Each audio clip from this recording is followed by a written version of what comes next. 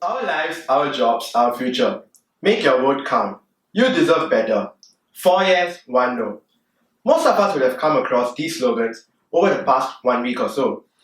The focus of our country has slightly shifted amongst the ongoing pandemic to the upcoming general elections 2020. While there might be differences in opinion within the general community whether it is the appropriate time to hold the elections or not, we have to accept the fact that it is happening and polling day is this Friday. So then you might ask, Gerard, what is this podcast all about? We have had enough political debates and constituency broadcasts over television already. Why must we listen to this? Simple. We are not here to support any side, any particular party, or take sides for that matter. We are here to discuss about certain issues that took place over the last 5 years, analyze certain policies proposed by the various parties, and just give our thoughts and views of how these could affect us and our future generations to come. And with that, I would like to welcome all of you to this special midweek episode of Gibberish with Gerard. Today, to discuss about all these things that I mentioned earlier, I have 3 wonderful guests with me. First one being Vignesh, who might not need introduction as he was already part of my 3rd episode and is extremely famous on social media right now. Secondly, we have Pooja, who's entering her 3rd year in NUS studying life sciences. And finally, we have Irving, who will be reading law in NUS this year. Hello guys, welcome to the show. Hello. Thanks for having us. Yeah, thank you. It's a huge honor to be here. Yeah guys, so alright. Before talking about GE 2020, I think it would be good to discuss what has happened since the last elections, which was 2015. So let's do sort of a recap, okay? And before we get to the ugly side of things, let's talk about the great things that's happened in Singapore. So let's start it off with you, Vignesh. What is the one thing that has made you go, wow, that is a solid change, and that is what we needed as Singaporeans? Alright. Personally, I think we've had a lot of educational reforms over the past 5 years, especially under the guidance of Minister Ong Ye Kung. So basically, I really agree with his points on inclusive growth and how education can be a great leveler to bridge the current income inequality that we have. And so maybe just to give a rough recap of what happened. Basically, Minister Ong Ye Kung and the Ministry of Education rolled out a couple of policies such as financial support for Singaporean students at every stage of education, as well as increasing accessibility to university education and tertiary education, and also emphasizing lifelong learning. Okay. Yeah, I think that was quite a good policy rolled out. And then, Irving, what is your best policy that took place in the last 5 years? I think the first thing that really comes to mind is how the government has worked towards improving the quality of our workers, as well as working towards digitalizing our SMEs. As you know, we have the Skills Future that is, I think, enrolled in 2015 or 2016, about that. So these measures gives people a chance to upgrade themselves so they can find better jobs for themselves. And I think second is to currently we're having this 4th industrial revolution, and it's important for companies to improve themselves, to digitalize themselves so that they can be more competitive. And the government has introduced several measures for these people to work on. Okay, Pooja, what are your thoughts? I think the last 5 years, the government has placed a lot of focus in taking care of our elderly, our senior citizens. They have rolled out a lot of new programs, especially the Merdeka Generation Package, targeted at seniors, especially 60 years old and above. And I guess that's something that's been increasingly more important because of how big our aging population is growing. So I guess government support is really one of the biggest elements of how we're going to cope with that, because we cannot expect every elderly to have children who are going to take care of them all the way and support them financially, emotionally, and physically as well. So under the different packages that the government has rolled out, one of course being the Merdeka Generation package involving payouts, involving MediSave top-ups and other benefits, is one of those ways that I think the government has really focused on in the last 5 years. Okay, yeah, so that's great. And if you ask me, I think for me, like one of the best things that happened was all those mega projects. So like, the Jewel and Terminal 4. Because if you actually like look at the statistics, right, aviation industry directly contributes to 3% of our economy.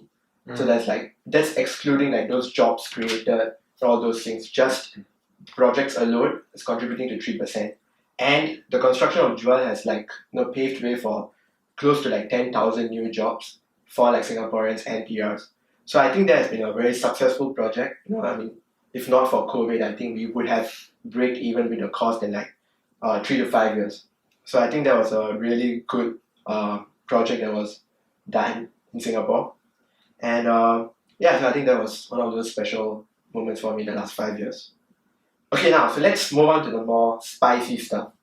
So what are some of the questionable or debatable things, events that occurred in the last 5 years that made you think very hard for this coming election? I'll start off with you again, Pooja. You might want to say. I think for me, the first thing that comes to mind would definitely have been the reserve presidency, because that was one of the most controversial decisions that the government made, and it is something that affected all of us, not just a small group of people, not just a certain class. It affected every Singaporean. So I think that is something that really made me think a lot about what it means to be a Singaporean, what it means to live in this nation where it's supposed to be multiracial, but what are the measures in place for us to maintain that multiracialism? Is it right for us to reserve a presidency for a specific ethnicity? Because if that is the case, then we will be discriminating on the grounds of ethnicity to a certain extent. But if we don't, then the government's stand is that if there is no representation of a particular race for a period of longer than 5 years, then we want a representation from that race. So to them, it's we want to have a head of state who embodies our characteristics of multiracialism. But I think that's also where the problem lies, how far is Singapore willing to go to protect these values? And where is the line between what is right and what's wrong? So I think this is something that was certainly controversial, something that I don't particularly have a fixed stand on, it was wrong or it was right. But I do think it's something that Singaporeans need to think about. It's something that has no clear-cut answer, and there are a lot of things underneath it as well. When it comes to talking about race, how do we know who is of particular race? How do we define Malay or Indian? What are the standards there? Because what we saw when it came to the reserve presidency was that there wasn't a fixed set of guidelines, but rather there was a committee formed to deliberate on what was the race of a particular candidate. So these were systems in place that effectively ruled out certain candidates and led to an eventual walkover for the election. So certainly changes at these junctures would have affected individuals running, it would have affected our ability to vote, and eventually affected our president, who is still, in office. So all these things are really issues that we should think critically about, because it consists of what we believe in, what our values are as Singaporeans. Yeah, that is what I believe was the biggest spicy thing happening. You? I think my point is actually going to be really short. It's about the hike in our goods and services tax, and I think most of us know that there was supposed to be an increment from 7% to 9%, and it was supposed to take place this year. But thankfully, because of the COVID situation, this measure has been delayed. So I think many Singaporeans are happy about that. But currently in this coming election, it's a huge point of contention from for the opposition party, because many of them have highlighted that this is not something that they want to see in the coming years. And I mean, it's as a regressive tax, it's definitely going to impact people from a lower socio-economic background, and it will definitely place bigger financial burden on their family budget. That amount of money can definitely go into something more useful to improve their life, education, healthcare, and it's definitely something that Singaporeans would take note about. Yeah. and we'll talk about it more later. Yeah, sure. And so Vignesh, what's yours? Well, I've got quite a few gripes with the Singapore government, and I think I guess I'll start off with the progressive wage model. So especially like throughout this election, even Dr. Vivian Balakrishnan talked about how the progressive wage model was more so of a solution to the minimum wage. But if you look carefully at the progressive wage model that was proposed by the Singapore government, I think in 2017 or something, it essentially acts pretty much as a minimum wage, except that it's is just based on one sector. So in this case, it was concentrated on 3 sectors: security, cleaning, and landscaping. Right. So like all the gripes that the PAP has about minimum wage laws, like from the Workers' Party and SDP, like it doesn't make sense because there's sort of a disconnect in the sense that they don't recognize that their own policy in itself is a minimum wage. But of course, I think while this is the case, it's more of a maybe bad PR on behalf of PAP in this, because if you were to critically analyze the policy itself, I think it sort of makes sense that you don't have a standardized minimum wage for Across the board. across the board, right? So and I'm in support for that. That makes sense, but you gotta be transparent. Yeah. And that comes to my second point. So as you all know, there's a severe lack of freedom of speech in Singapore, and I think there were quite a few statistics which came out recently regarding press freedom in Singapore. Like it was ranked like 155th, but of course this comes as no surprise because 151. 151. Yeah. Okay, sorry about that. Thanks for the correction. So and we all know that Singapore reacts quickly to criticism from journalists and does not hesitate to sue them, right? So I think, let's take the case of Jolovan Wam, right? So Jolovan Wam, he was sentenced to jail on the premise that he criticized a court ruling. So not one court ruling per se, but he mentioned that Malaysian courts were more impartial as compared to Singapore courts. So what happened was crazy. Like Jolovan Wam was then fined like 5K, and then thereafter he did not recognize the validity of the punishment that was meted out to him, and then he said, and then the Singapore government automatically gave him a 1-week prison sentence for basically saying that the court was illegitimate. I guess that's their point of view.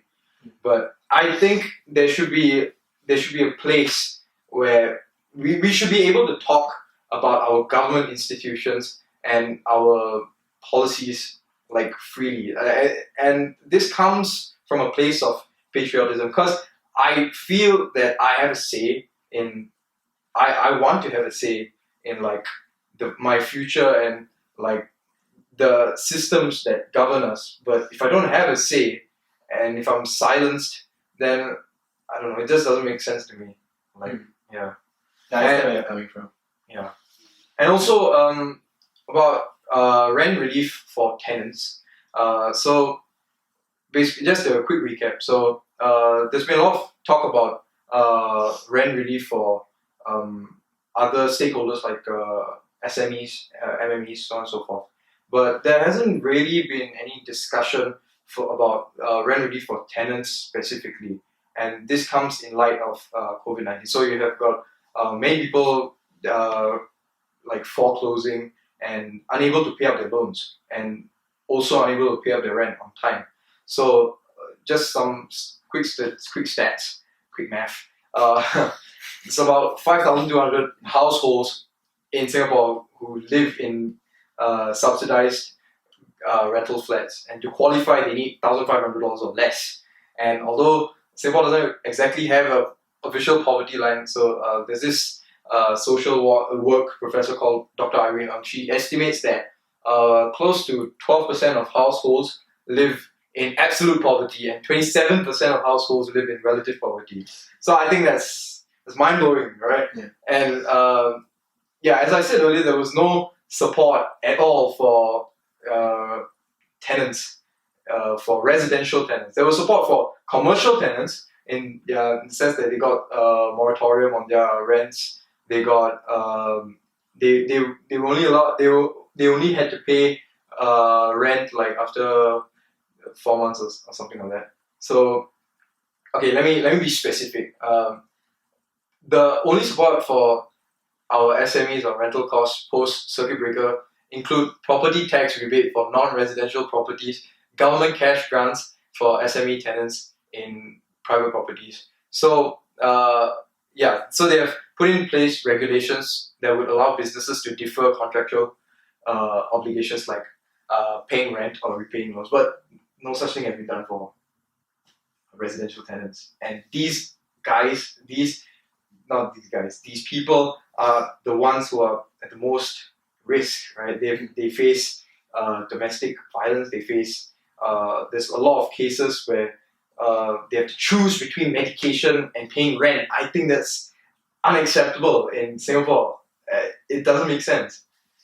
And then so moving on, the last point I would say that the last gripe I had about the government would be probably about sustainability, but I'll be talking about that later. Okay. Actually, Gerard, do you have any other issues with what this general election brings about? I think for me, it'd be just closer to the elections was our COVID-19 outbreak.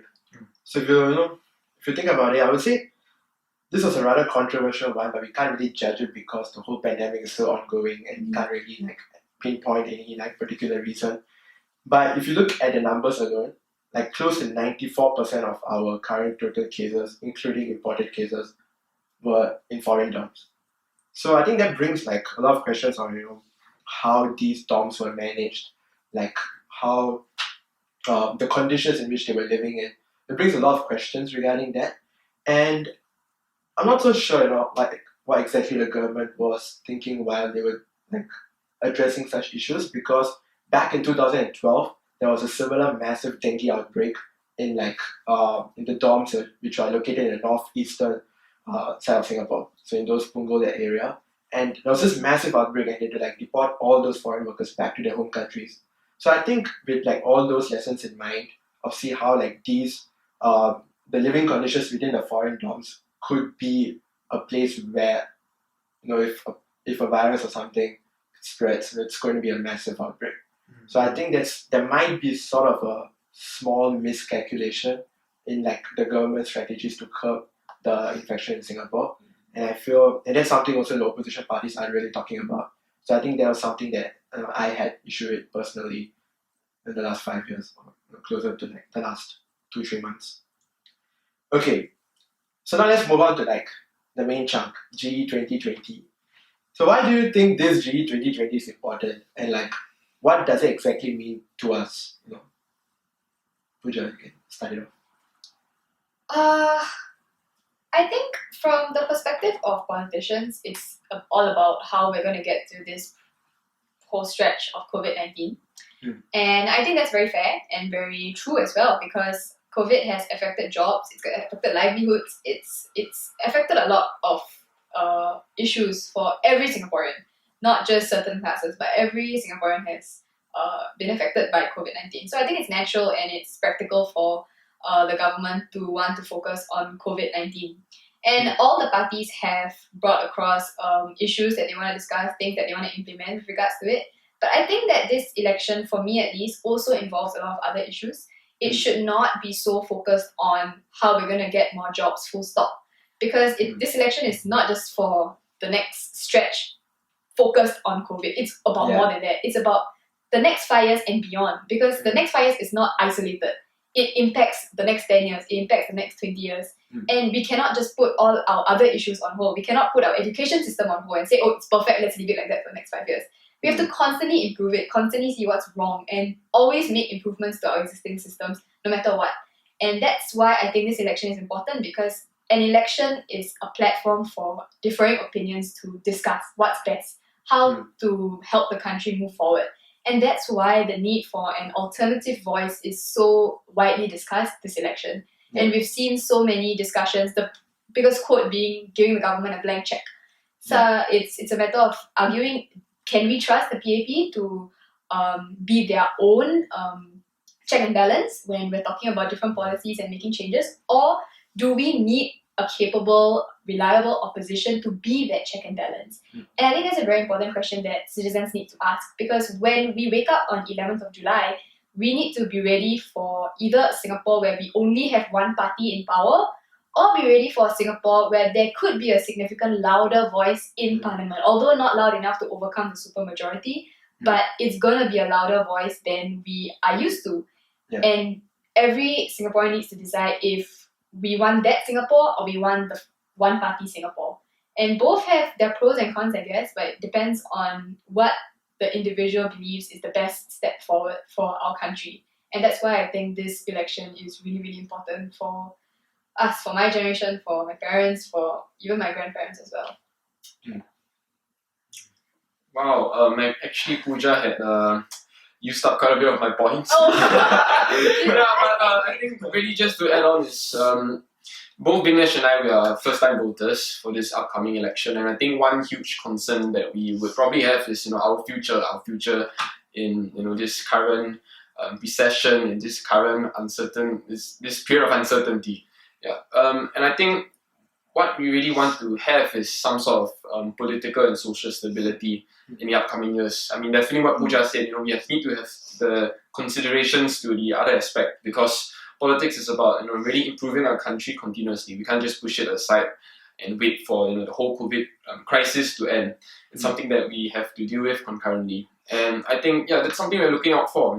Who are the right people to lead us in the future? Who is able to give that kind of inspiration and make the right decisions for Singaporeans. And I mean, definitely we can't say that the opposition party or the current PAP party, the current the incumbents, we can't say that both parties which one is actually better, because this is the first time we are meeting such a crisis. And no one knows how we are supposed to deal with it. But definitely having this open space in the form of this general election is where it's good for us to exchange our ideas in a civilized way, so that we can decide better who should be our leaders for the next few years. Vignesh? As for me, I think the major concern in my mind would be sustainability. So the last 10 years have shown that climate change is happening now, and it's happening rapidly, and there's been reports from organizations like NOAA, NASA, that confirm that 2010 to 2019 was like the hottest decade ever. I mean, since record keeping began 140 years ago.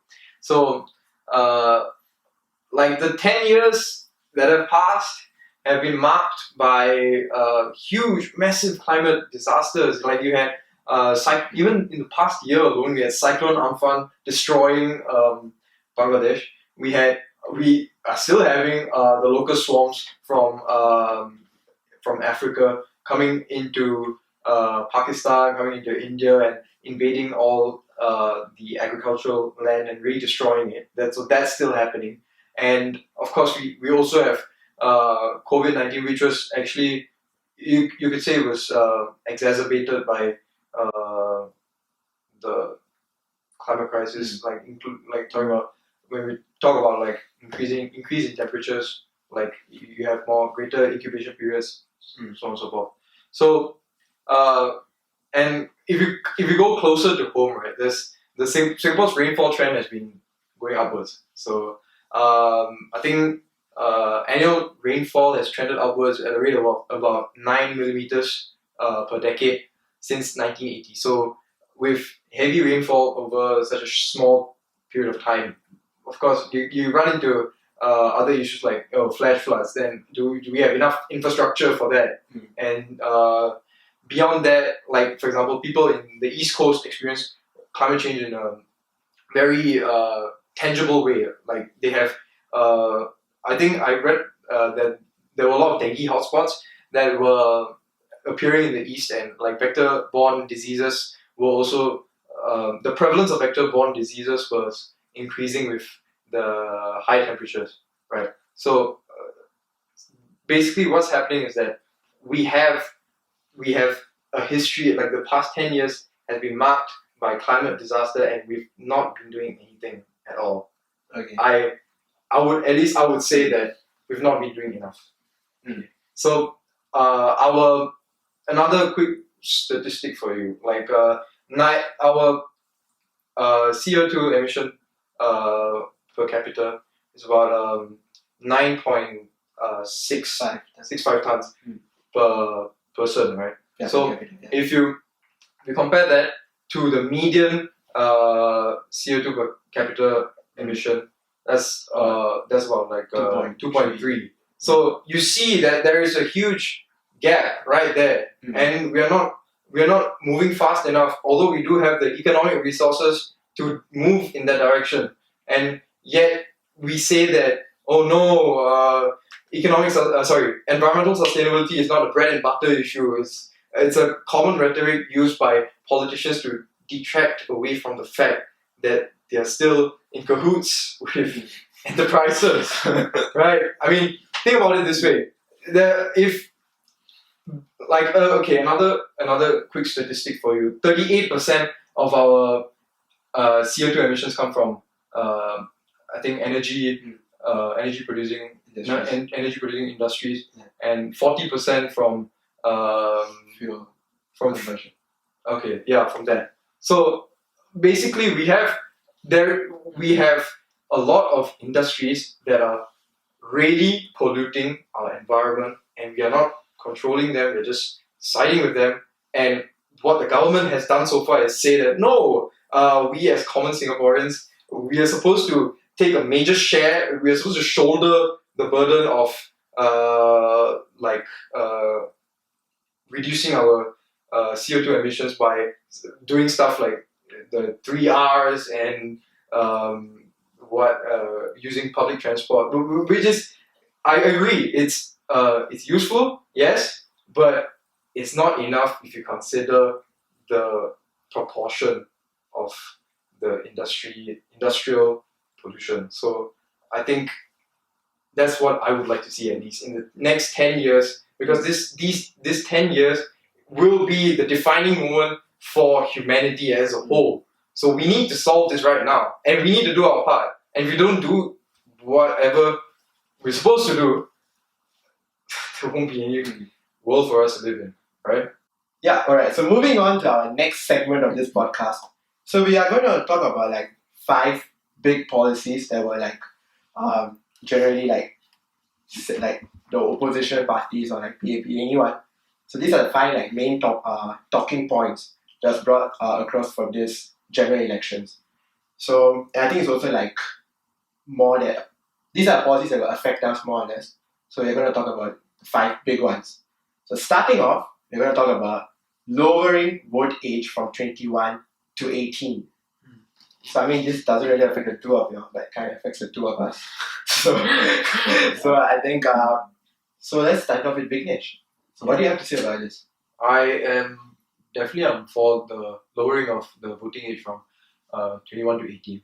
If you look at ASEAN countries, or if you look at countries as a whole, like around the world, many of them have indeed lowered their voting ages from 21 to 18 already. So yes, some people might argue that no, that's not a salient point to consider because of the fact that you can't just transfer policies over from another country to here. But I think at the heart of the matter is that there is a perception that that like youth in Singapore are like ill-informed and they are immature and they can't make good decisions regarding the future of this country, which I think is false. I mean, we have a lot of active youth voices in our youth community, and we have been making strides and like talking about politics or talking about the environment. We've been making huge leaps and bounds. So I think it would be wrong to say that the youth are not mature enough to be considered to be voters. And then if you look at, let's say, the criminal aspect, if you're above 18, you can be tried as an adult in most cases. And actually, sorry, in all cases. So if you can be tried as an adult in criminal cases, why shouldn't the same law be applied to voting rights also?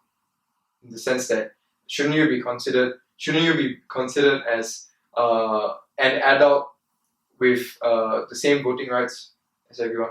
And also, if you consider the fact that Singaporean boys like above the age of 18 generally have to go through NS, so we put this unfair expectation on Singaporean males that they have to serve their country, they have to be able to hold a gun before they get the right to vote, which I think is wrong. Because if you look at South Korea also has national service, but their voting age is 18. And so why is there a difference there? So that's my opinion. Okay. Lavik, what do you have to say? I think that's my school of thought is definitely different from Vignesh.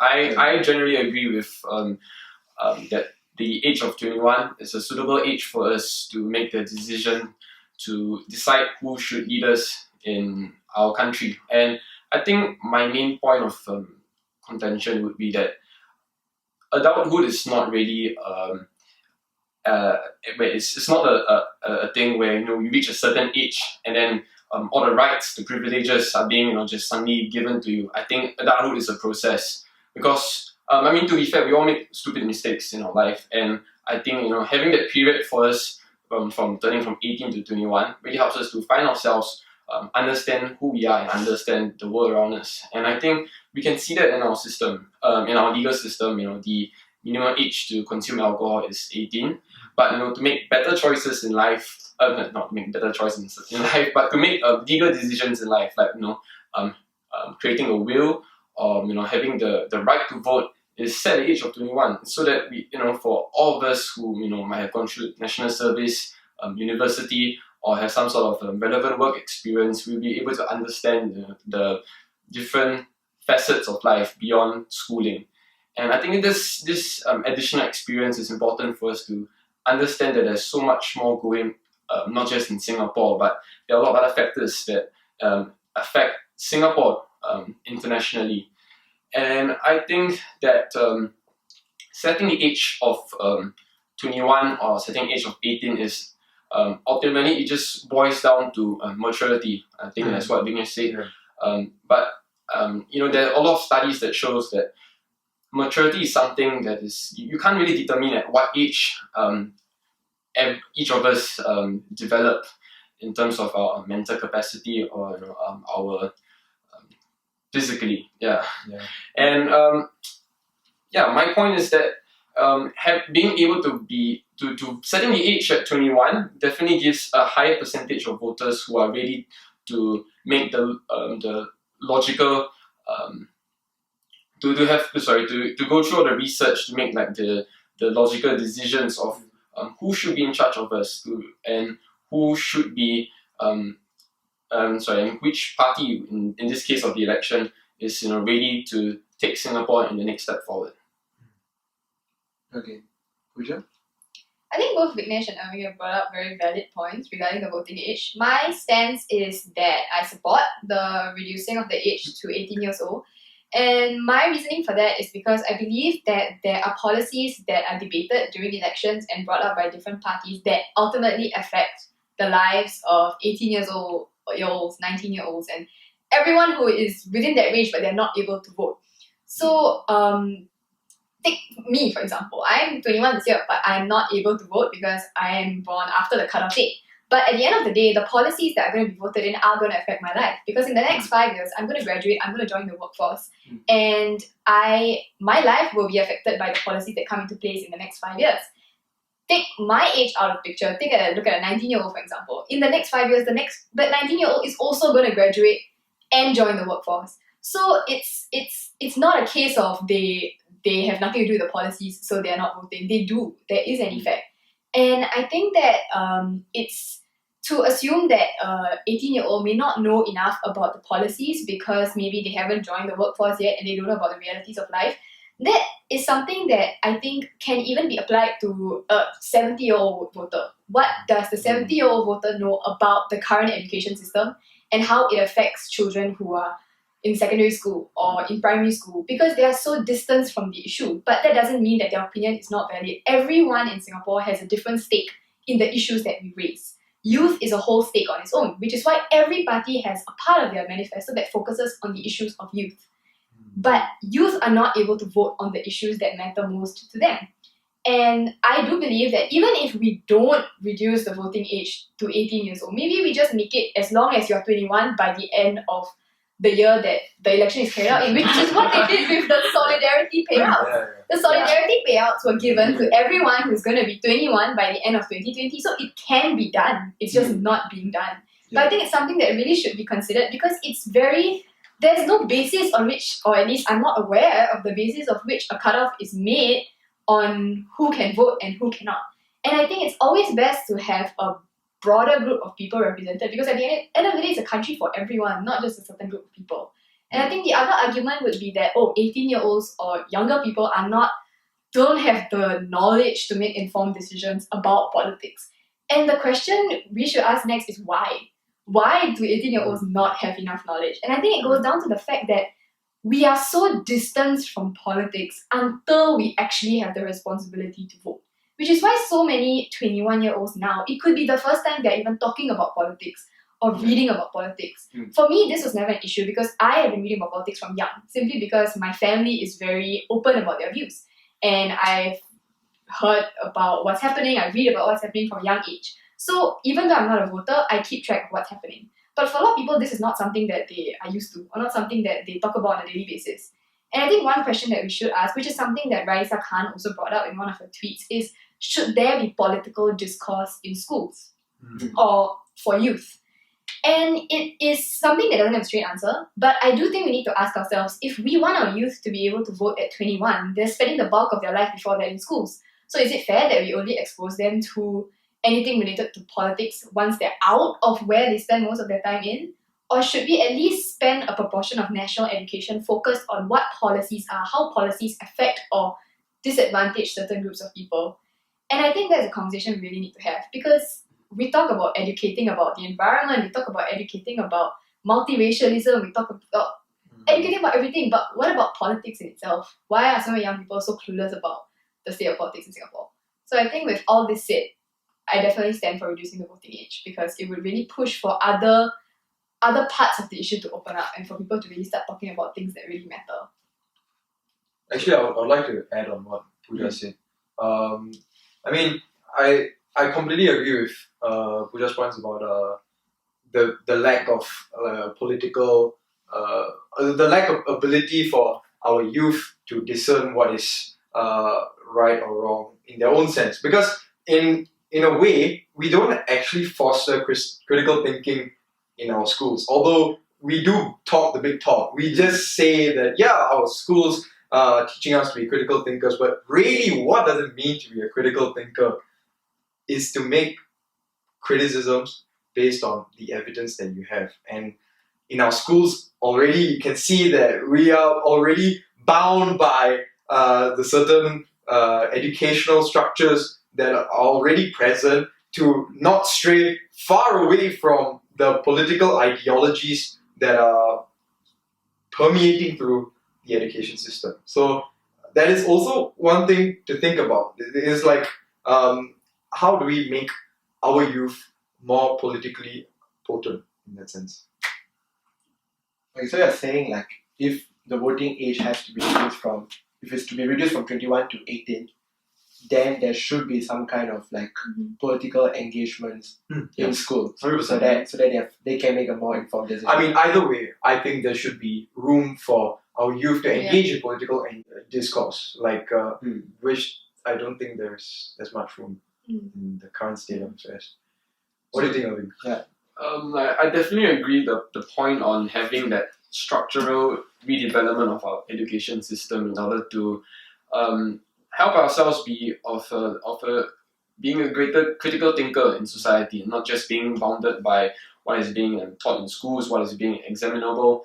But I think for this point, I would really have to stand my ground on the fact that at the age of 18, I would say that for many of us, we at least at this current point in time, we don't have that capacity to make such informed decisions. And I'm thinking your points of having that restructural in our education system, even if it's being enforced, it would probably take another 10 to 20 years in order for us to see the effects. And if that's the case, then having lowering the voting age to 18 within the next 5 years would not have a significant impact in the quality of decision making of our political leaders.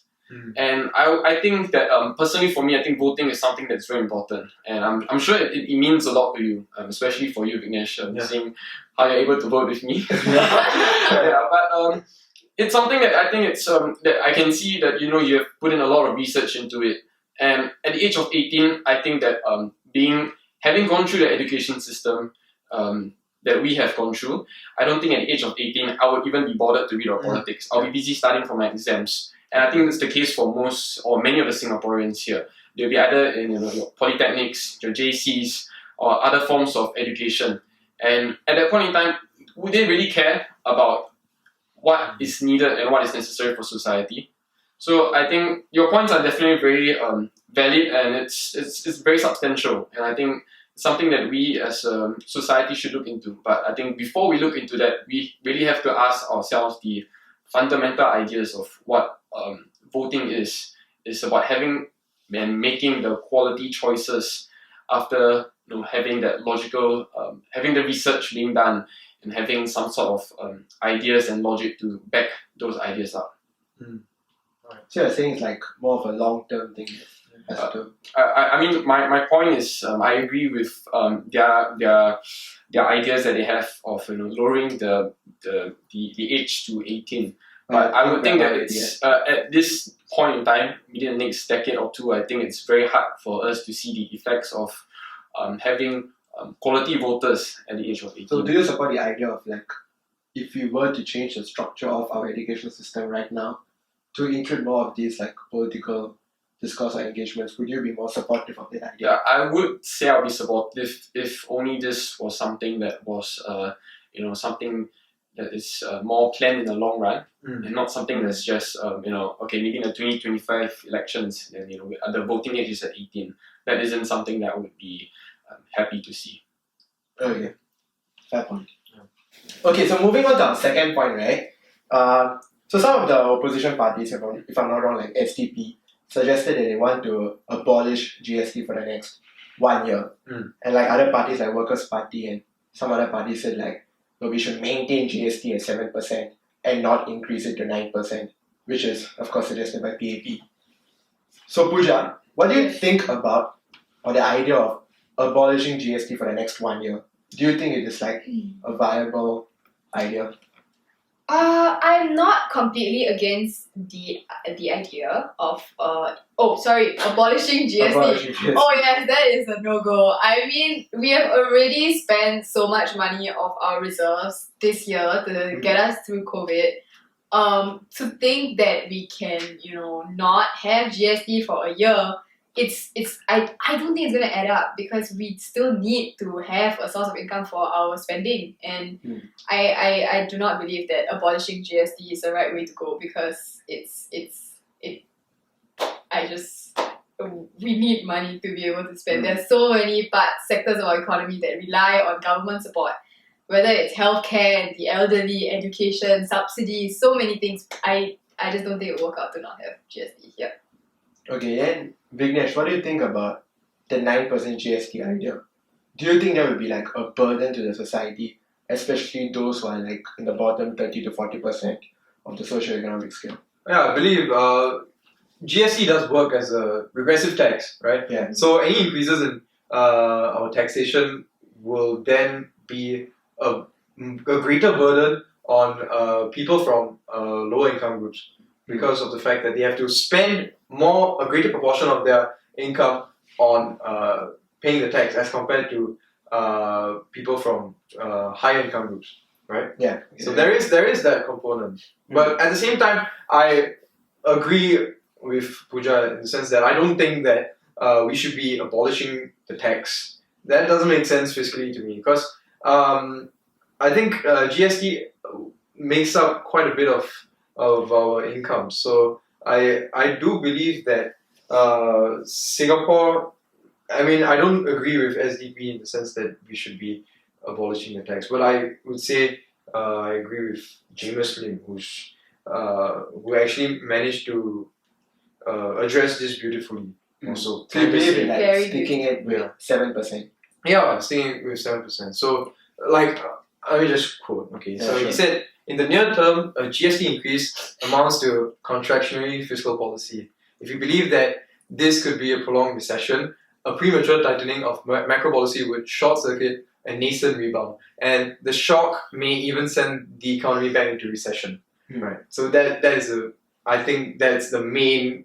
That it can be summed up in that sense itself because with an additional contractionary fiscal policy, you drag your economy back into recession. And of course, you also have the long-term effects of it being a regressive tax. And I think what I should mention is that he has suggested alternatives to the GST, like for example, raising net returns as well as directing some of our land receipts directly into our spending for education and healthcare. Okay, so actually moving on, right, I did some math regarding this like whole increase in GST thing. So I think I'd like to share with all of you. Yes. Okay, so here are some numbers. Okay, so the GST revenue generated in the financial year of 2018-2019 was 11.1 billion. Okay, so and our Singapore population in 2018 was 5.639 million. So that includes everyone.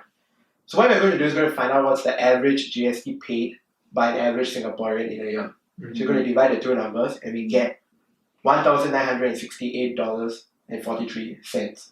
So that's for a year. So you're going to find how much is he going to pay in a month. You're going to divide it by 12, obviously. And that's going to make it $164.04. And if you look at the median gross monthly income, right, of a Singaporean, including the CPF contribution, in 2018 was $4,437. So this is actually taken from the Ministry of Manpower website. And so if you're going to calculate our percentage of income spent on GST, that's going to be 3.70%.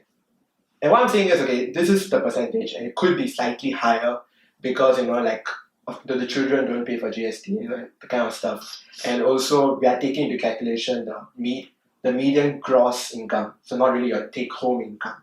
So, but we're just going to keep it at 3.70% of whatever numbers we have. And now, right, if GST were to increase to 9% in 2022, so I'm going to assume a few things. So first is our population growth, which is at 1.2% since last year to this year. So we're going to, actually from 2018 to 2019. So I'm going to assume that growth rate remains the same, and that will increase Singapore's population to 5.775 million in the year of 2022. And also we're going to calculate the median gross monthly income in 2022 using the same 2.84% growth rate from 2018 to 2019. So that will make the average or the median pay received by Singaporean to be $4,962.61. Okay, so the GST average, so we're going to take 9% GST, which will amount to $210.91. And the percentage of income spent on GST is going to be 4.25%. So if you take this 4.25% and the earlier that I mentioned, right, 3.70%, a 2% increase in GST is actually only translating into a 0.55% increase in your expenditure on GST. Mm-hmm. So if you put it into perspective, right, in that perspective, do you think it really makes a huge difference in the society? I'm throwing the question back at you guys. That is, when you put it that way, I would say that that's a very interesting point that you brought up. But I guess I don't know what to say, man. I would say that it doesn't seem financially prudent for the government, because actually what you're saying is that they're giving back more money to the people, right? I haven't get to the point yet. Oh no! I just want to jump in here. Wait, you just bombarded me with a bunch of numbers. I was like, I should get to the point. Okay, so from what you've just said, I think that in numerical terms, it does seem like a very small jump. Yeah. But I also think that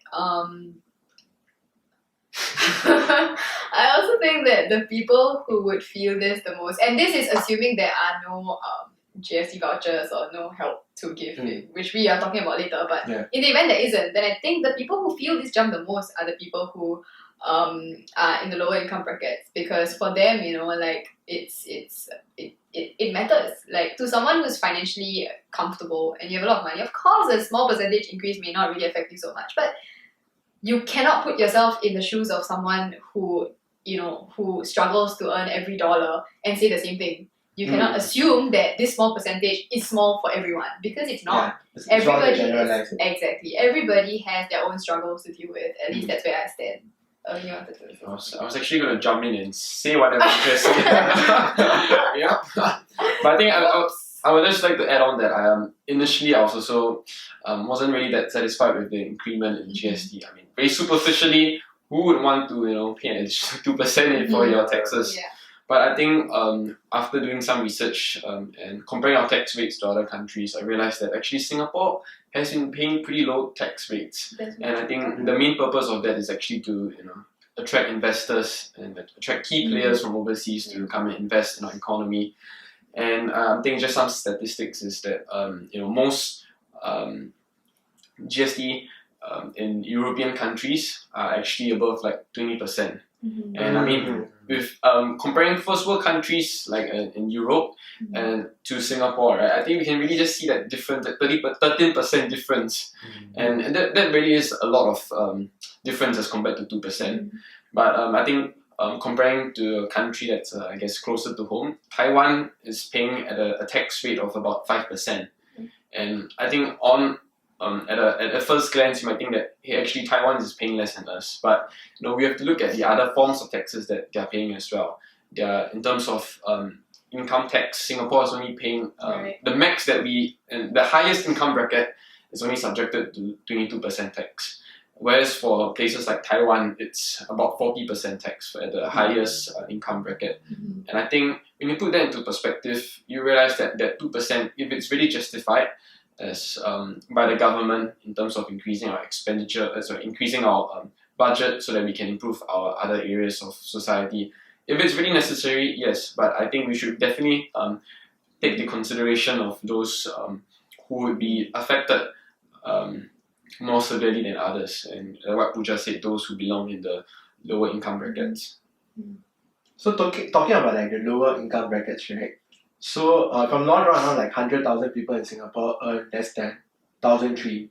And I'm saying 1,003 is because people usually say 1,003 is supposed to be the minimum wage, for like a better living and stuff like that. So we're going to take 1,003 as the cutoff.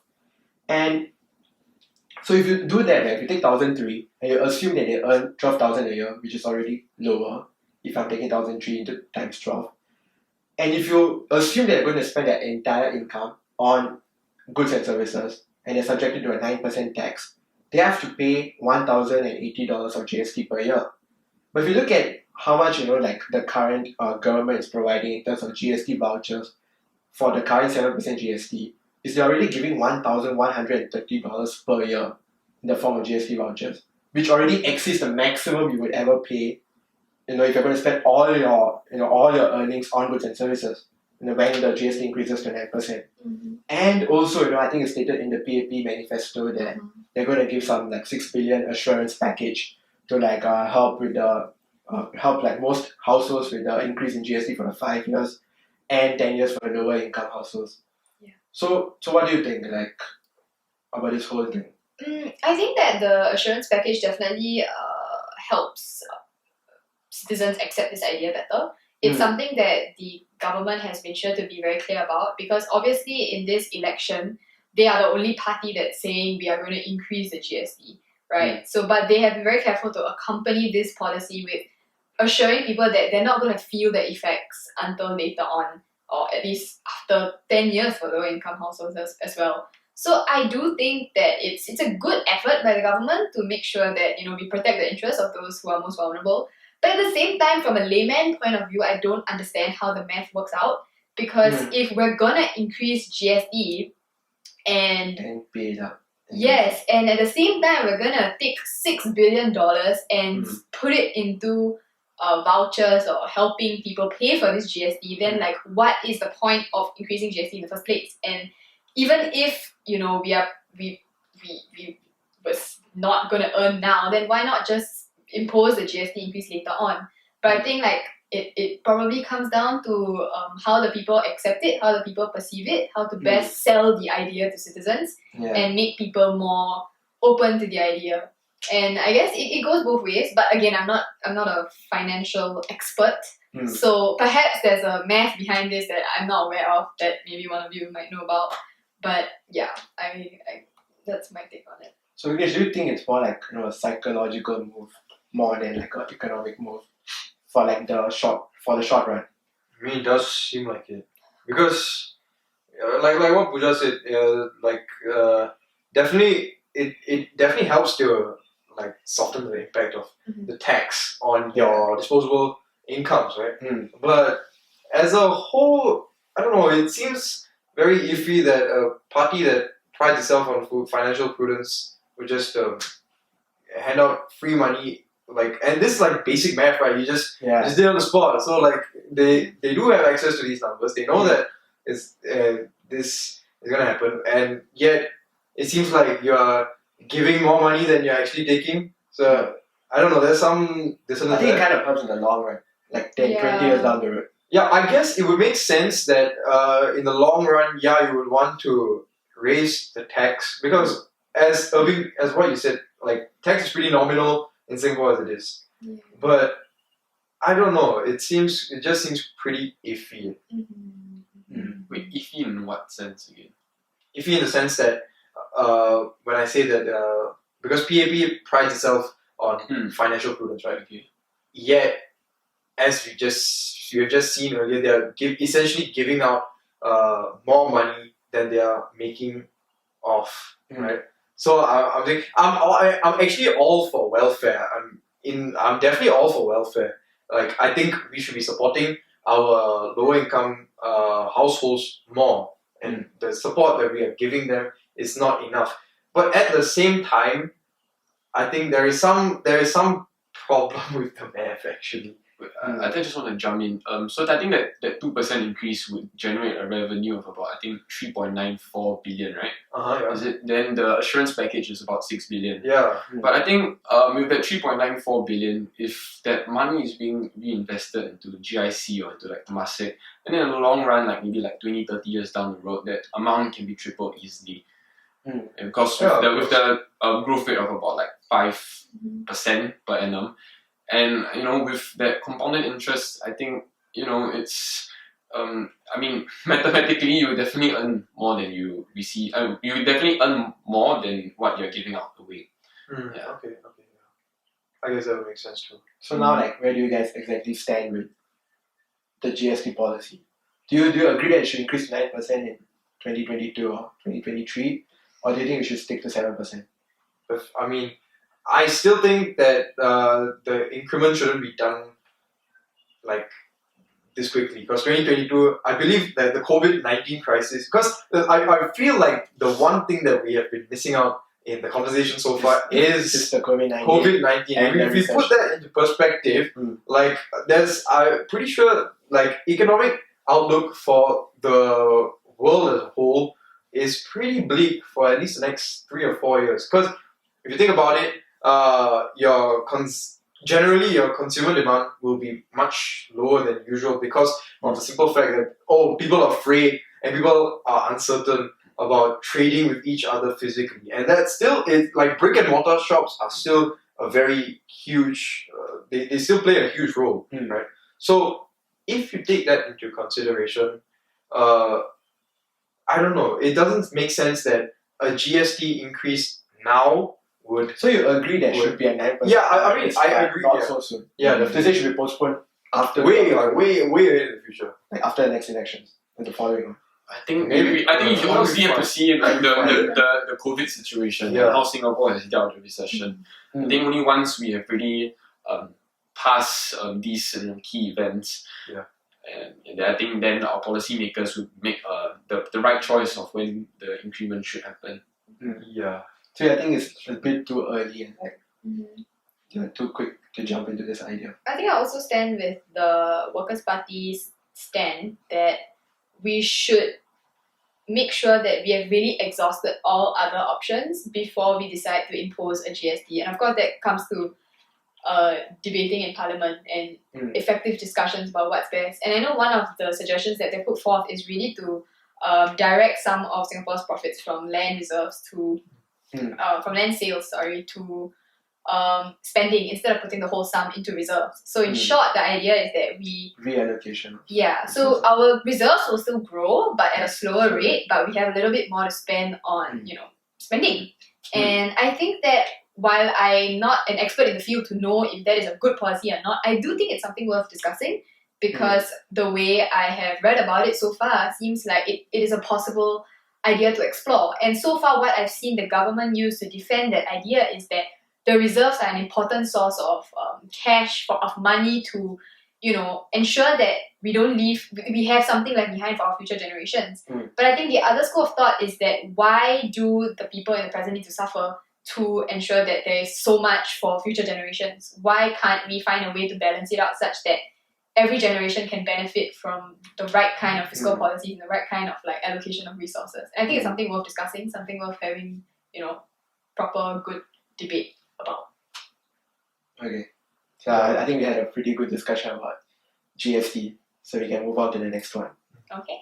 Okay guys, so let's move on to our third point, which is sustainability. So I think we spoke about it pieces earlier, and how climate change is a real thing, it's happening right now, and why we should focus on it.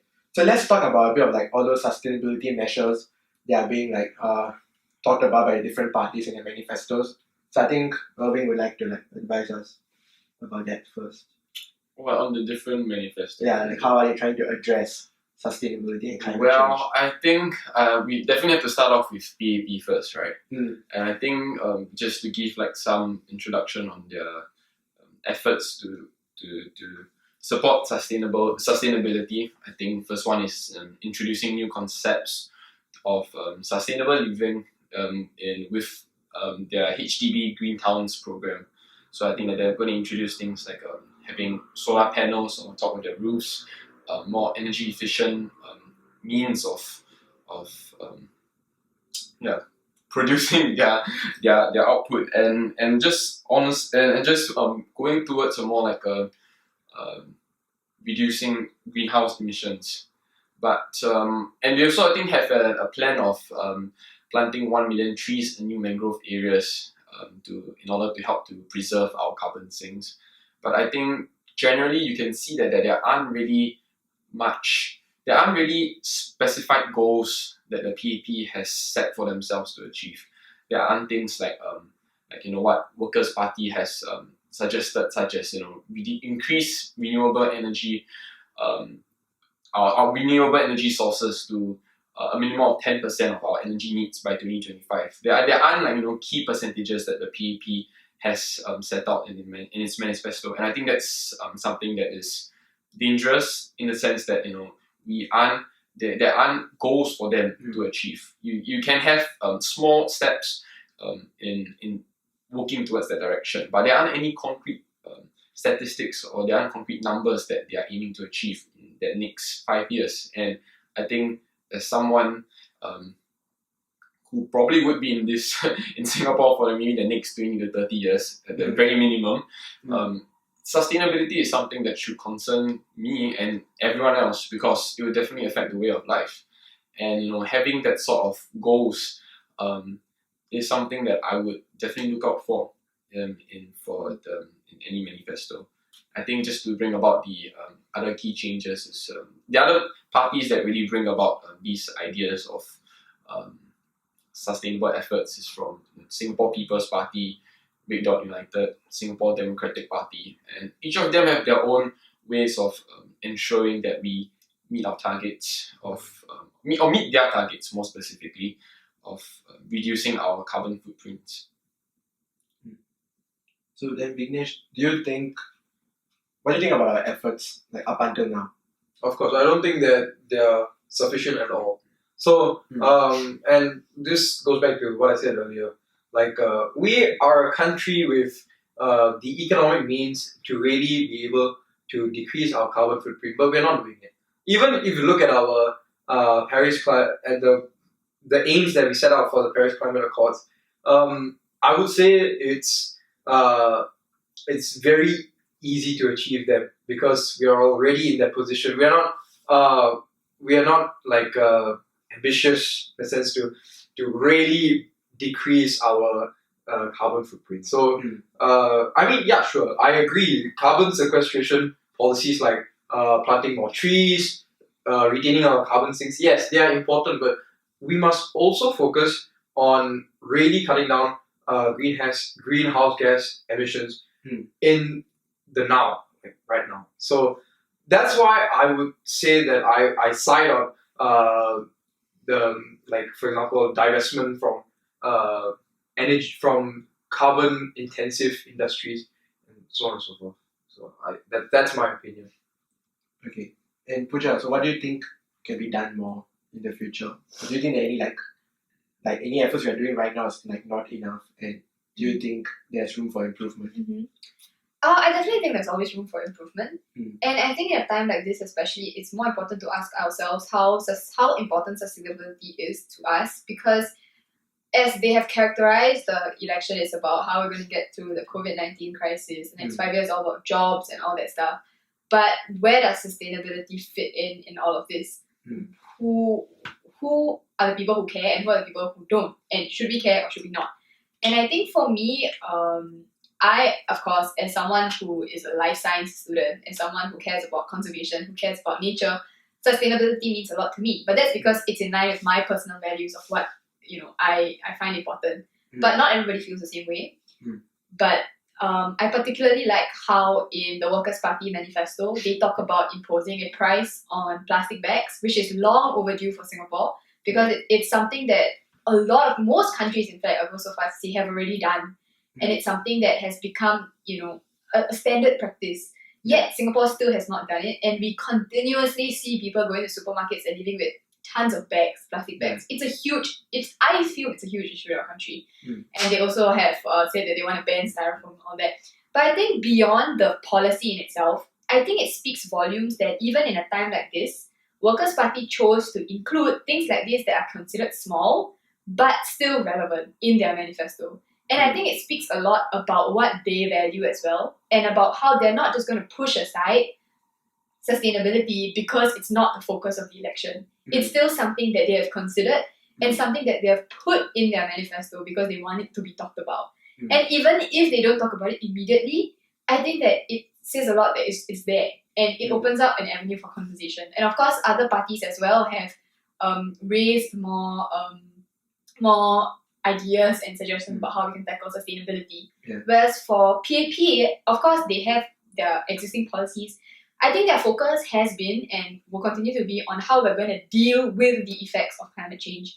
I think the biggest one would be about how they are building the sea walls and how they're using that to tackle the issue of rising sea levels, which of course is relevant because the sea levels are going to rise and we need something to tackle it. But what about the things that we can still prevent, the things that we can still do to avoid the bigger consequences that are going to happen? I think it's important that we look at that as well. So you feel there's like more corrective measures than preventive measures? Yes, whereas I think we should have both. Yeah.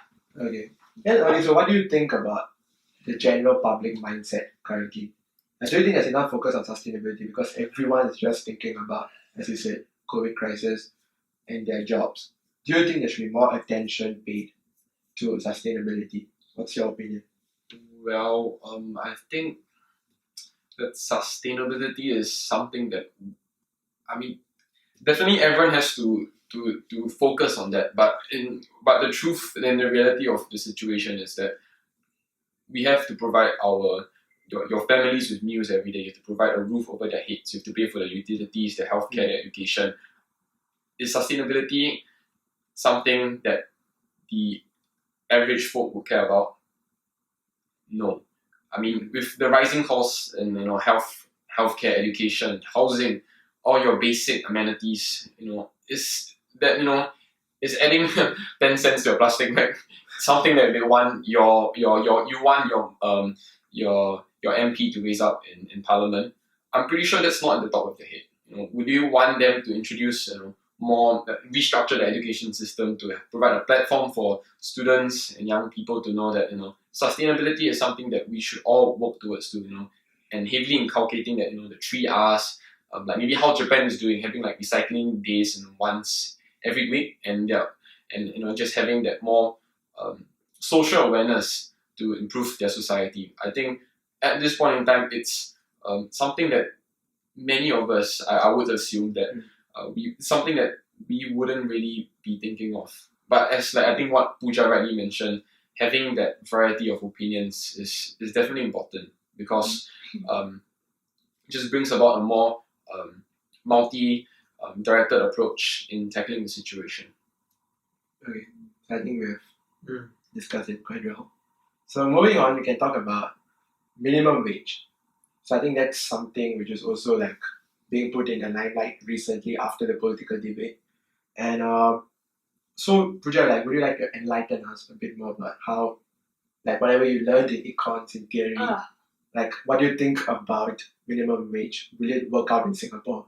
What's your take on it? Okay, I'm not gonna lie. When I first saw minimum wage, I was a bit skeptical because I think from my limited knowledge of economics, I have learned to associate minimum wage with reduced productivity and increased cost of production for companies and increasing unemployment. But of course, after reading up more about it and reading up about the stance of James Lim, someone who from the Workers' Party who really advocates for the minimum wage policy, I do feel that there is a value in discussing it. There is a value in seeing how it can be applied to the Singapore society. And I think during the debate as well, Vivian Balakrishnan compared it to our progressive wage policy. But I think we have to note that the progressive wage policy, while it has similar aspects to minimum wage, it is only applied to 3 sectors, 3 professions in our economy. It's not a national thing, which I think is the biggest difference between the 2 policies. And I do think that minimum wage is something worth discussing because honestly, they have been very clear that they are suggesting a minimum wage of 1,300 Singapore dollars. And I feel that today in our country, the fact that households are earning less than $1,300 a month, I don't think it's enough. I don't think that it's enough for people to pay their bills, to support their family, to provide the best for their family because, I mean, our cost of living isn't exactly low. And there's a lot of expenditures and it definitely isn't comfortable for someone to be living under $1,300 a month. And it's a struggle to make ends meet, that's for sure. So in the interest of improving someone's quality of life, I think it's worth to discuss the pros and cons of a minimum wage policy.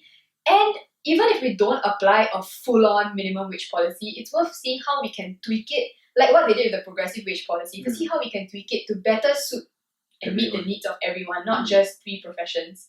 And I think it can be done, it just hasn't been done yet, and I think they should discuss it. Okay, then, so what do you think could be the possible negative side effects of implementing minimum wage?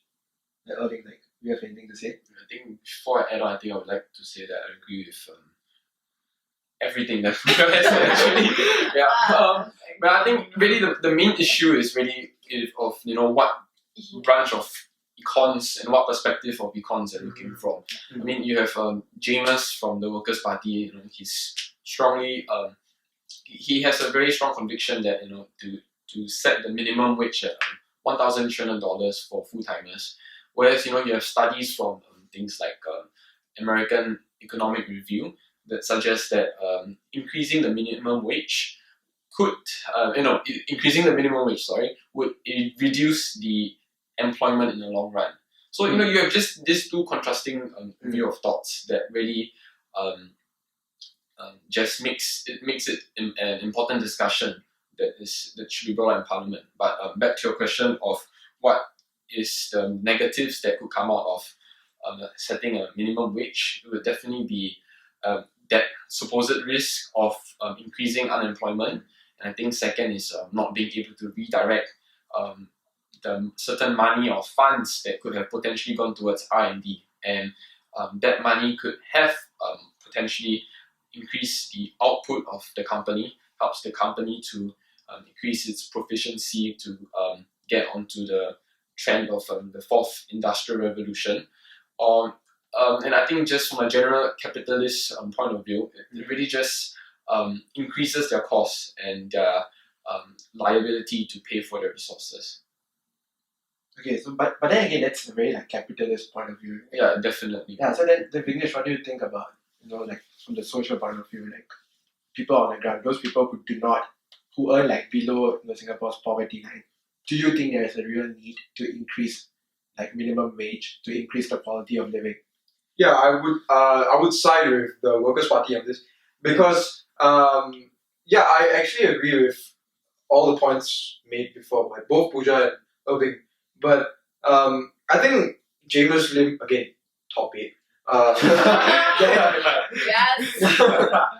Anyway, again, James Lim, he put this very eloquently. He said that the difference between the PAP and the Workers' Party is that the PAP sides on the side of capital. So essentially, making sure that supporting our capitalist ventures. So basically a top-down approach, whereas the Workers' Party approaches it in a different way in the sense that it's more of a bottom-up approach. So supporting our workers such that we can have greater consumption from our workers. So actually, also to point out, I think I would like to address Irving's points about economic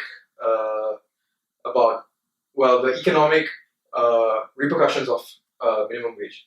Because if you take the US, for example, there have been many cases and many case studies saying that that a minimum wage has actually no, or rather negligible, impact on unemployment in the long run. So there are quite a few studies which propose that.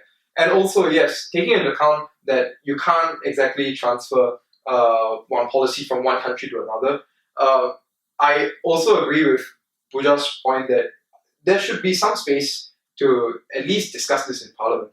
Because, honestly, I would say the lower income, people from the lower income groups, from the bottom 20th percentile, that group, has been really neglected over the past few years. And that includes senior citizens, that includes marginalized communities, that includes people who live in rental units. So I would say that if we were to impose a minimum wage, I would think that there will be actually greater consumer expenditure. So greater consumer expenditure means, greater GDP, right? But I have to cut you here, right? Yeah. The thing is, for the bottom 20%, if you're going to impose a minimum wage, isn't that good? So we're talking about unemployment. Is it going to directly affect the bottom 20% more than the rest? So you're saying that essentially alongside with if you're going to impose a minimum wage, you're not going to assume that the entire in that case it's going up in 2003, right? Because if a company decides to retrench people, it's going to be the bottom 20%. Of course, I'm not saying that a minimum wage is a do-all end-all. I'm saying that it should be accompanied with other policies that also help structural stuff like structural unemployment and. But isn't that what the current government's already doing?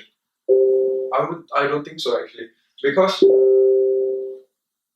Alright. Okay, but isn't that what the current government's already doing? Like I think APFP has focused a lot on job creation, right? And like increasing like people's skill set and with the skills future and stuff. So do you think that is a more viable route to increase their wage instead of going through the minimum wage route? I'm saying I'm actually proposing that we go both ways. Why can't we go both ways? Is that one doesn't have to be mutually exclusive, right? We can go both ways. We can have a minimum wage. We can also be able to like increase the standards of living of those who are most marginalized. Or why that doesn't have to be a disconnect over there.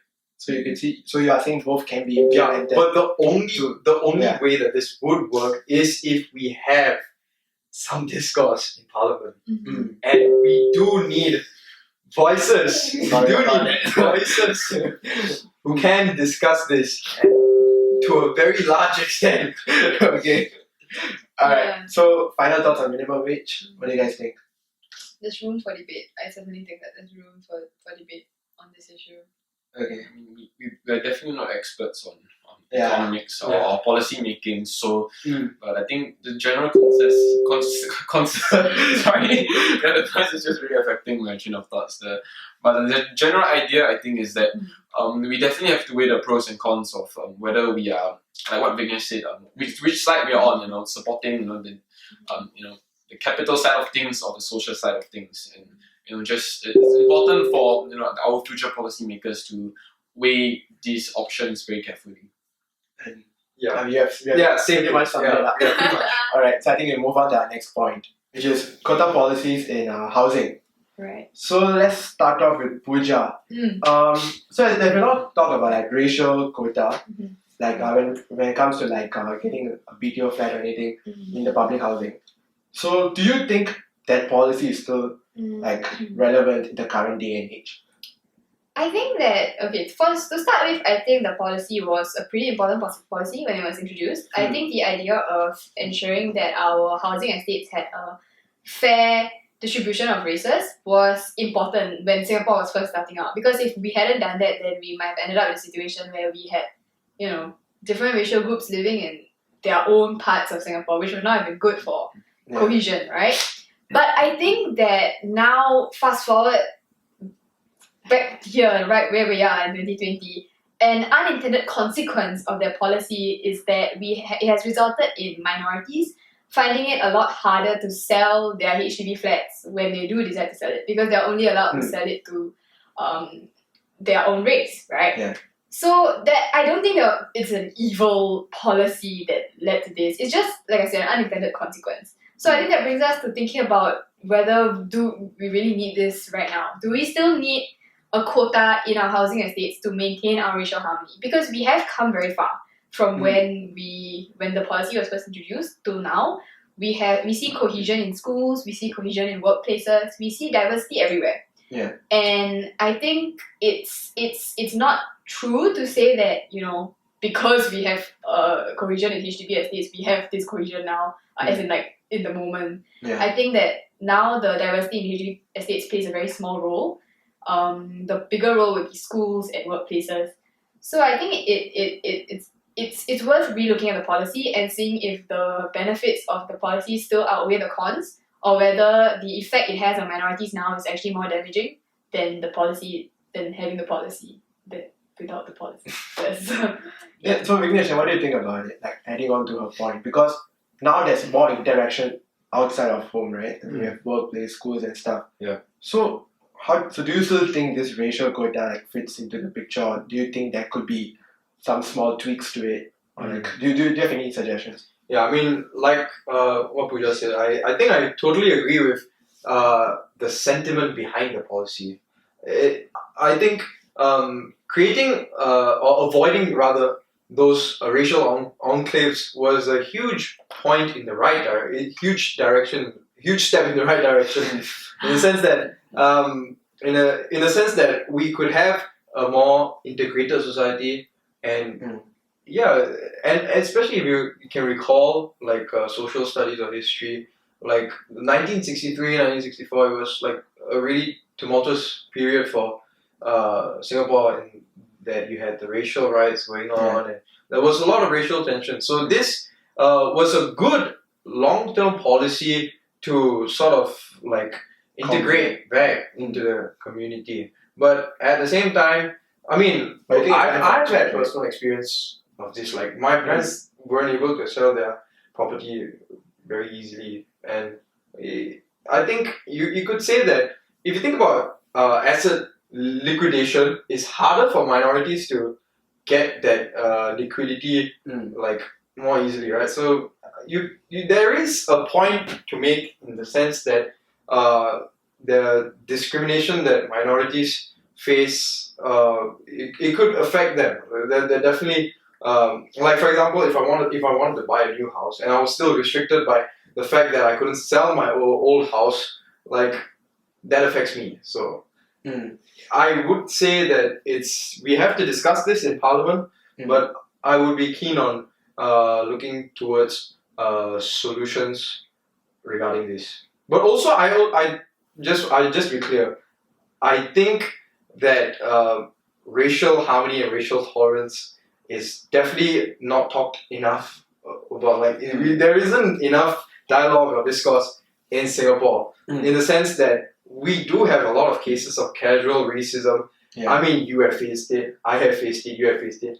You not faced it.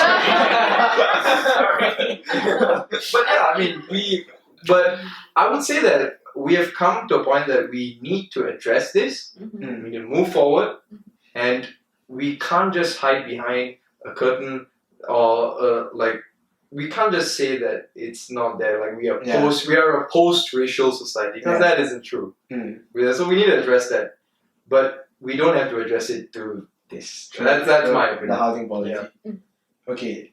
So Irving, right? The question I have for you is, I think Workers' Party, they kind of like had this suggestion of lowering age limit to get a 2-room BTO flat. So do you think is it important? Because I think that particular suggestion was aimed at like youths and stuff like that. So what is your opinion on it? Yeah, I think back to the previous question, I was definitely not any position to comment on it. But I think thanks for crafting this small segment out of me. But I think at the way we look at things, HDB is definitely public housing. Yes, what Vinesh has said back in the 1960s. It was a quick way to have cheap, affordable housings for people to start their families. And I think that's the main direction that the policymakers are taking. We have subsidies for buying old flats, resale flats, right? And there's also subsidies provided if you stay close to your parents. And it only happens in a situation if you are married to someone legally and you're in a position to purchase a flat. And I think it's, in my opinion, I think it's some sort of social engineering in some sense, in the sense of that they are trying to promote a lifestyle of building a family unit, staying close with your parents, having your own kids. And I think all the policies are generally building up towards supporting that kind of lifestyle. But whereas for people who choose I would say a unconventional way of life, not unconventional way of life, sorry, a less common way that of life of choosing. Deviating. Sorry, my mind's a bit confused. But choosing to stay single, making their own choice.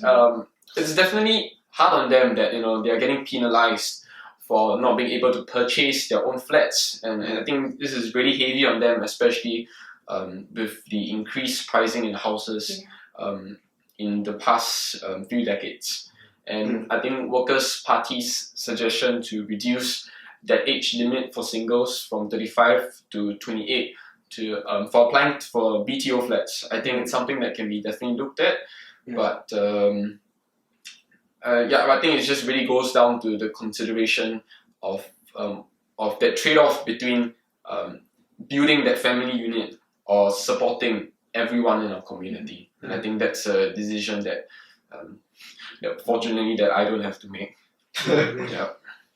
Yeah, so I think that was a good point. And I think with that we have pretty much come to the end of this segment where we discuss like the top 5 talking points among our generation. So moving on, let's talk about how this GE 2020 is shaping up. So I think there's a lot of points to discuss. And let's start off with the role of NCMP. Because honestly I've not heard of that term like before. It's just like it just came about like recently when they started throwing this term. Oh, actually we don't need opposition parties like MPs to be elected. There's this thing called non-constituency member of parliament, which is the NCMP. So how do you think the current government is trying to use NCMPs as like a strategy to get a strong mandate? That's what they're going for. And like, so what do you think? How effective is the role of NCMP? How much do you think it's of a political strategy rather than doing it of goodwill for like actual, like debate in the parliament? So what are your thoughts on it? It's like open to them. Okay, I think I'll go first because Gerard, you brought up about how you didn't hear about NCMP until this time, right? And I think it's important to note that the biggest difference in NCMP from the last election and now is that now NCMPs have voting rights, which was a very recent constitutional change.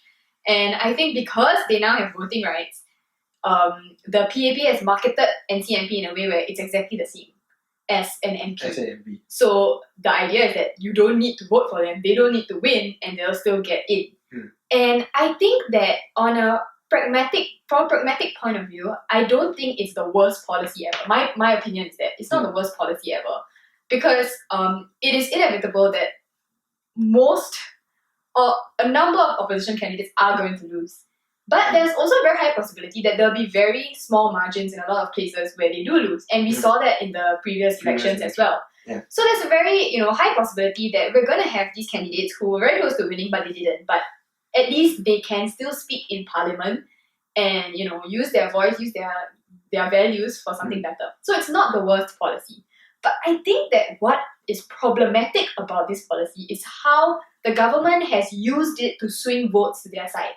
I think in that sense, they've used it as a tool to convince voters that you don't need to vote for the opposition for them to be in parliament. And I think that is not the right way it should be, because to change the constitution and to have the NCMP is one thing, but to then use it to your advantage, then I wouldn't say it's democratic anymore. Because it gives voters a false perception that NCMP equals MP, but you definitely cannot say it's the same.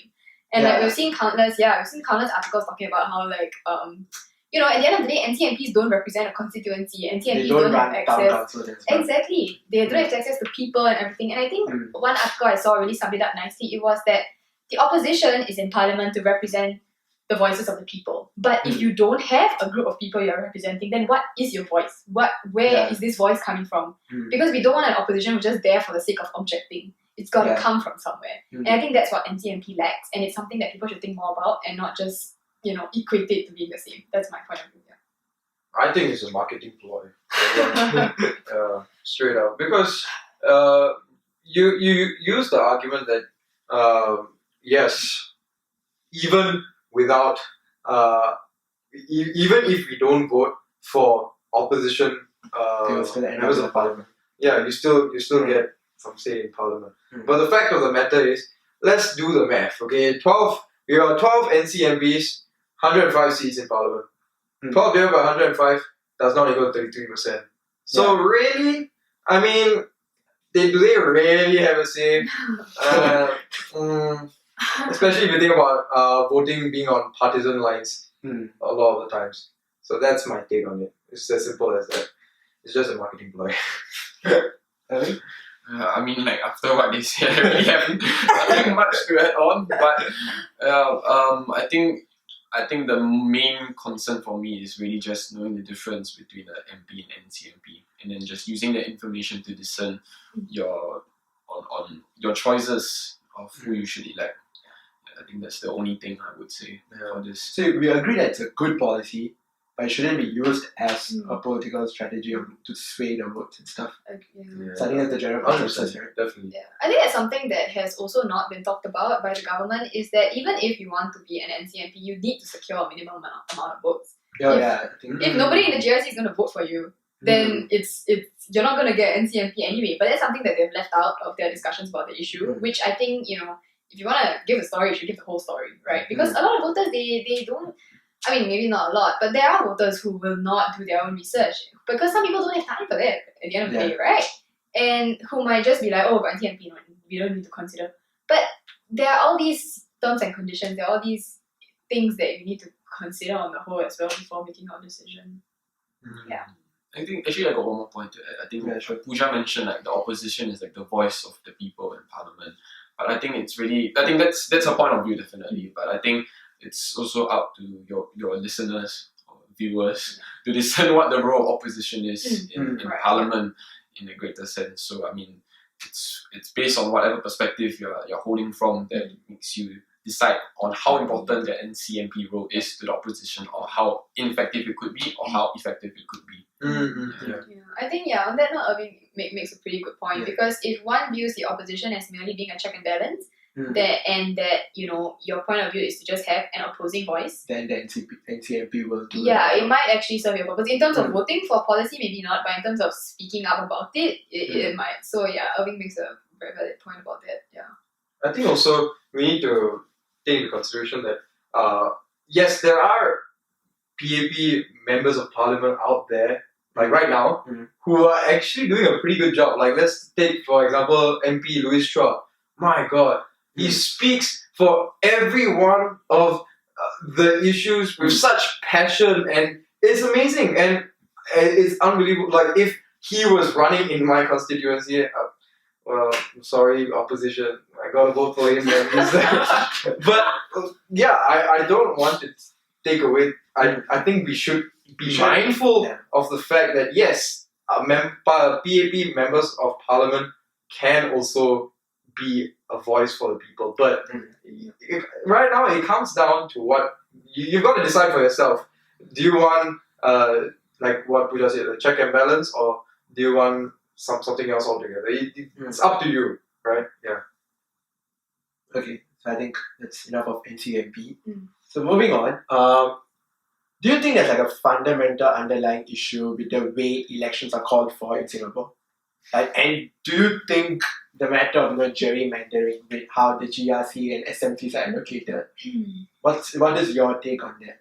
I don't know. I feel it's very interesting. Well, I'll go first. Well, let's be clear. The ELD, the Department handling the elections, is directly under the Prime Minister's office, right? Yeah.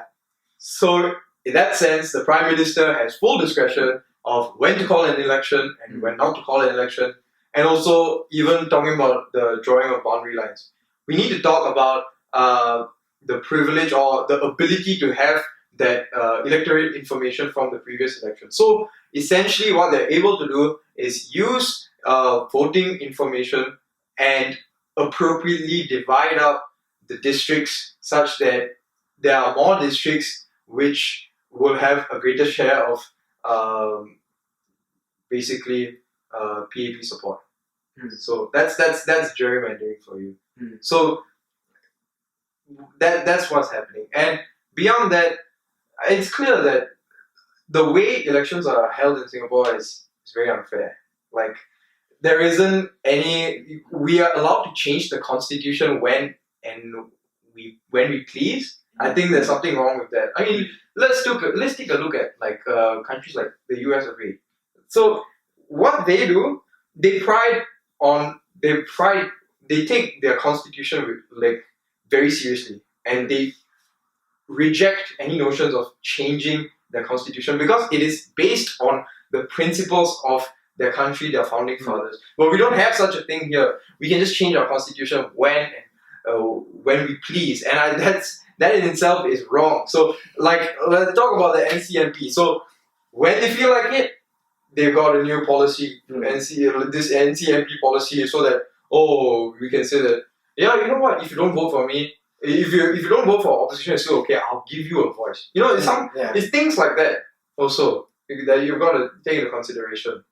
So this is what I feel about elections in Singapore, and also there is also that fixed time period thing that we have to talk about. So there isn't a fixed time period between the previous election and a current election, and an election can be called at any time in between. Yeah. Right. So yeah, I think I've said enough. What do you think about GRCs, Pooja? What do you think about the GRC system in general? Do you think we should do away with it, or do you think it's a good one? I think that the GRC system, it was implemented with the intention to have a minority representative, right, in a group of people who can protect the interests of the minorities. So it comes from a place of, I'd like to say, good intentions. And I think that in the early stages, it probably was a good policy to have to ensure that, minorities are represented in different parts of Singapore. But I think that we have reached a point in Singapore in society where I don't know if it's fair to say that people vote on the grounds of race anymore. If it comes to the representation of minority issues, I feel that these issues are discussed on a parliamentary level. They are not taken from in a GRC. To put it simply, if a minority comes to an MP with an issue, the MP is not going to say, go and talk to your minority representative. He's going to discuss the issue anyway. When it comes to the rights and the discrimination of minorities, these are issues that a non-minority MP can also listen and hear about. But at the end of the day, it's going to be discussed on a parliamentary level. So as long as there are members of parliament who are representatives of minorities, who are minorities, then we have that. We cover the issue of representation. And so I don't think that the concept of having a minority member in a GRC is as relevant as it used to be. And I think now the issue has become that in a GRC, a common pattern we see is that candidates are fielded in a way where there will be one very seasoned minister or one very well-liked minister and a few other candidates behind him who are not well-known at all, who may have certain attributes that people deem unfavorable, but they vote for the GRC because of that one candidate, right? So by that logic, would it be more fair to have a system of SMCs where candidates, where you vote for the party, you're also voting for the candidate, and vice versa? And so people don't have to choose between, one super solid minister and have to vote in at the same time others who you are not familiar with at all. And I think that's a valid point to discuss. And a lot of opposition parties have also brought it up in their manifestos. And I do think that it's worth discussing this issue because I personally wouldn't want to vote in maybe 4 other candidates who I know nothing about or who have not done a good job campaigning, but because I like one of the lead candidates, I have to vote in the whole team. I wouldn't like being in that position where I have to make a sacrifice or I have to make that tough decision. Okay, then Irving, right? My question for you is, assuming that we had an opposition party, being the current government or something, what do you think about the calling of election, that part, right? Don't you think even they will also try to call an election during a time that's favorable to them? Do you think there's a way to get out of it? Do you think there should be a separate board that deals with this kind of stuff? Because currently, the government in charge is the one's going to call for the elections, and I believe no matter which party is in charge, they are definitely going to try things to be favorable to them. So I don't think it's more of a party issue. I think it's much more than that. And what is your say on it? We definitely can't predict what the opposition would do if they were in power, because we are clearly not in that kind of situation. But I think it's what you have rightly said, that whenever you are in a strong position of power, you would try your best to maintain it in a way that's favorable to you. Is it wrong? It's really just up to you to decide. And it's I think Vignesh has really strong convictions on why it's not something uncalled for. It's something that it's manipulative to say at a very strong, to give a very strong word would be manipulative. But I think it's really I think it just boils down to how you see how the constitution works for us at the very essence. I mean, Vignesh brought up the points of how America really respects their constitution, how they really respect the right to their amendment, right? Yeah. So I think they take it very seriously. I mean, to the point where they're just protesting without masks and everything. No shade there, but I think that is their culture. But in Singapore's culture, our constitution is a reflection of British common law, and to the extent, I mean, British is in Britain. I think they're really. Actually, I'm not so sure about their current political situation as well. I can't say they're really well read, but ultimately, it's how the constitution is being framed and whether you think it's being used for advantage is something that I really can't say for sure. I think as a whole, we could probably say that the ELD should be a completely separate department, because it doesn't make sense that one particular party is responsible for. You get what I mean, right? So Sorry. So it only makes sense that the ELD has to be a completely separate from the Prime Minister's office. There shouldn't be any question about the role of the current leader of government being able to manipulate the. Like, we shouldn't even be putting ourselves in that position, because we have to depend on the goodwill of a leader, which we can't take this for granted. Yes, PME might be a pretty good leader as a whole, but in the future, we have no guarantees on that, right? Yeah. So I think that's something to think about. That's something we should be doing something about it. Yeah. Okay, so moving on, let's talk about the role of social media in this election, because I think it's played a huge role compared to like the previous two elections. So, what is your take about it, and especially with the Ivan Lim saga and so on and so forth? I think that this election, because of the whole COVID-19 situation and the restrictions in place, social media was a big tool that parties needed to use to really reach out to voters. And I think a lot of parties did this successfully in trying to build up their candidates' personalities, trying to interact with voters, and also share their ideas, to share more than they have, added in the manifesto. And I think that for the most part, it was used really well. And I think the party that I would rank first in how they've used it effectively is Workers' Party, because they really used it to craft a profile of the candidates, especially the younger ones.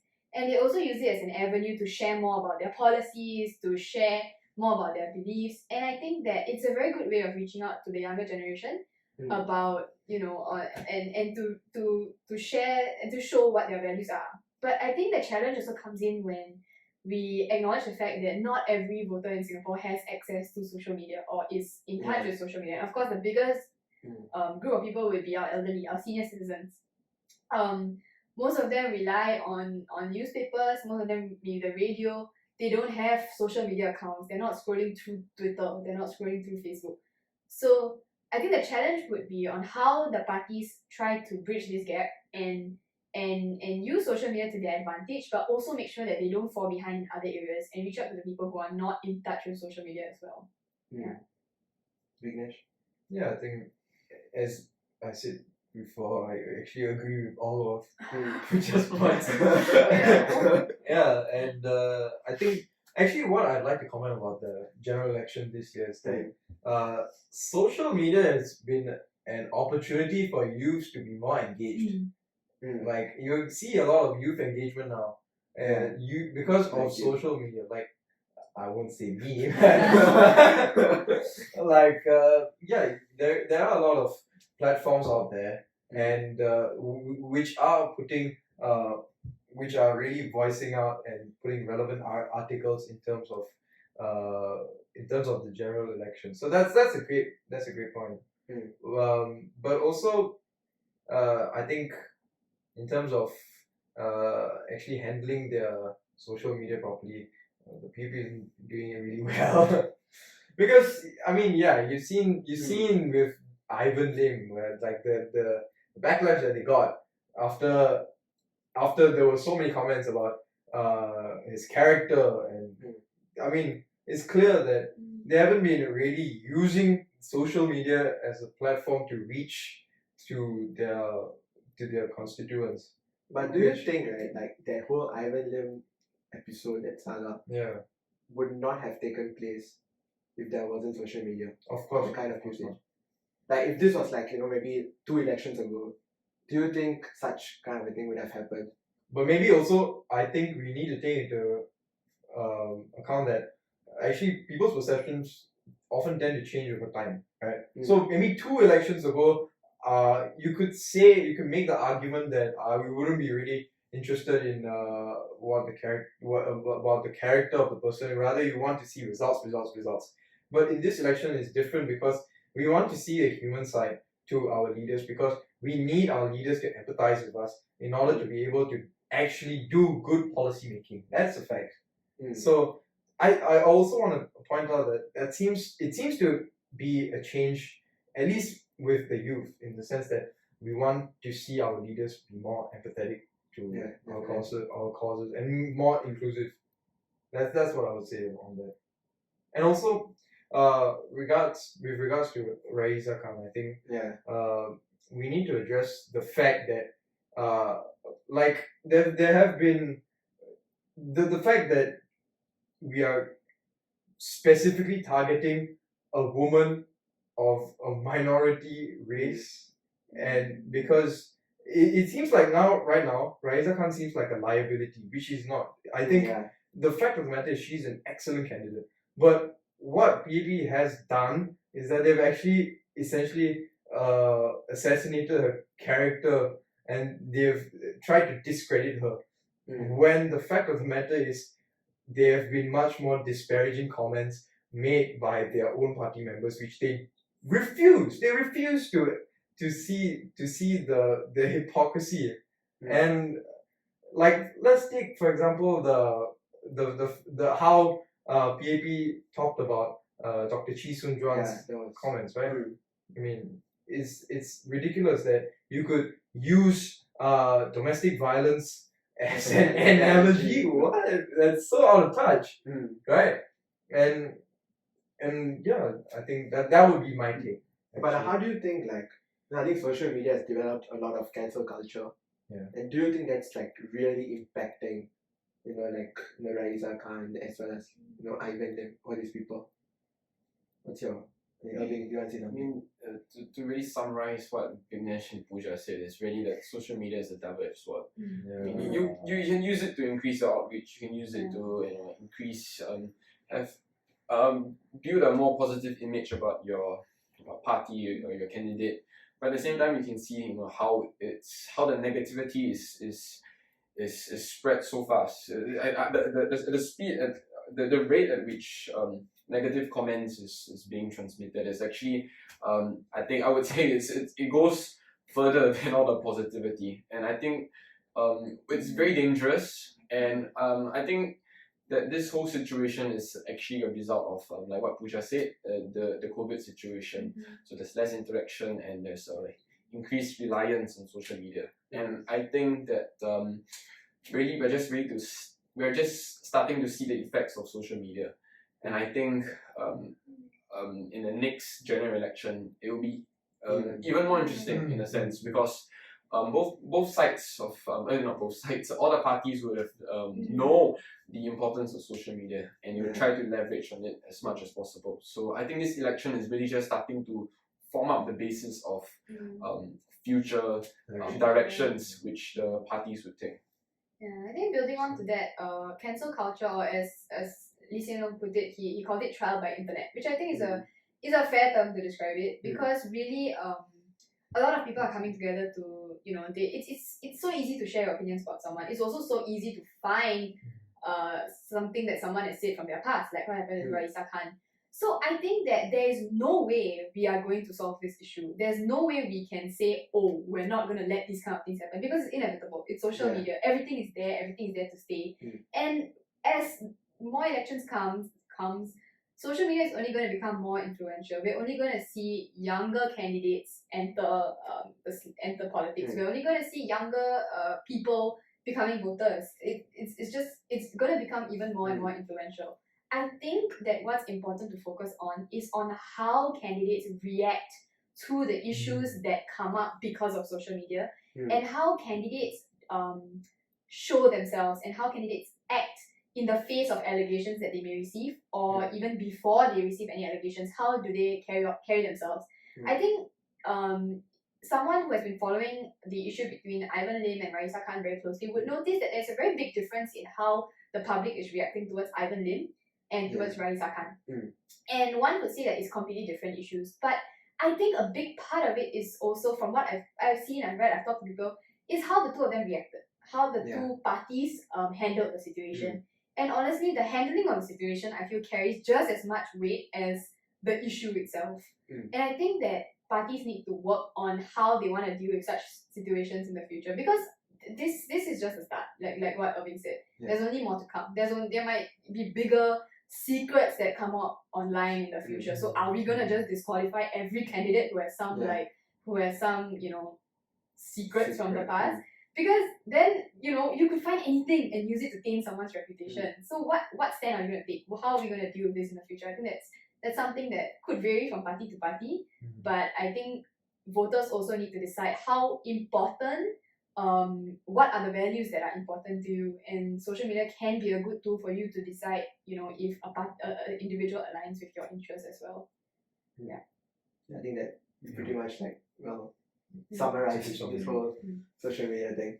So I think we're pretty much towards the end already. So so can I ask what's your final thoughts?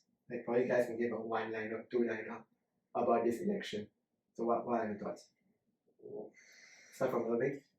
This election is definitely it definitely has a bigger weightage as compared to the other elections. Not saying that the other elections are less important. It's just that the situation that we have now, it's definitely carrying a lot of weightage. And I think with that being said, my advice, or the thing that I would say, would be just to do your research and just vote wisely. Yes. I think on my part, I'm hoping to see, there's only a few days left of campaigning, and I'm hoping to see parties focus on more constructive debate about policies instead of on the issues that we've been seeing so far on characters and about POFMA, about a bunch of stuff that has been occupying the internet. I really wish to see more intelligent debate on policies, on manifestos, and how we can move forward in the next few days. That's what I hope for this election, at least for the rest of the time. Vignesh? I think to sum it up, I would say holding an election at this point in time is unwise. But since we are in that situation, do your research, exercise your vote, make your vote count. I think that's quite short and sweet. So thank you, Irving, Pooja, and Vignesh for being part of this episode.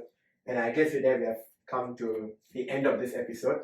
So in my opinion, a lot of the focus regarding GE 2020, it's about getting out from COVID-19, which is true, of course, to a certain extent. We have to get out of this. But then you should also see it from the bigger picture and analyze how certain policies will affect us in the years to come. Once the pandemic comes to an end, it will definitely come to an end, I hope. So I think that's what we have to really look at. And of course, we definitely do not want a parliament with no elected opposition members.